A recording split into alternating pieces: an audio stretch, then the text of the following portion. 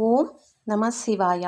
మన పెద్దవాళ్ళు చెప్తే విని ఉంటారు అందరూ కూడా.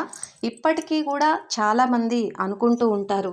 అదేంటంటే కాశీకి వెళ్తే ఒక కాయో పండో వదిలేయాలని, అది కూడా మనకి ఇష్టమైనవి వదిలేయాలని చెప్తూ ఉంటారు.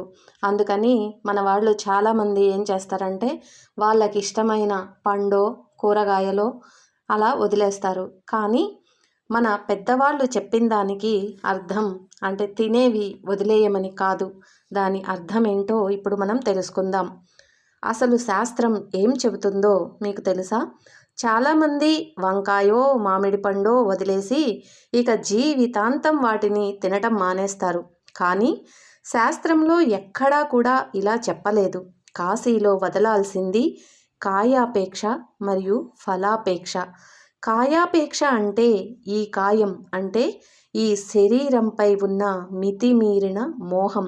ఫలాపేక్ష అంటే మనం చేసే పనుల వల్ల వచ్చే ఫలితంపై ఉండే స్వార్థం. ఈ రెండింటిని గంగలో వదిలేసి నిర్మలమైన భక్తితో విశ్వనాథుడిని దర్శించుకోమని పెద్దల మాట.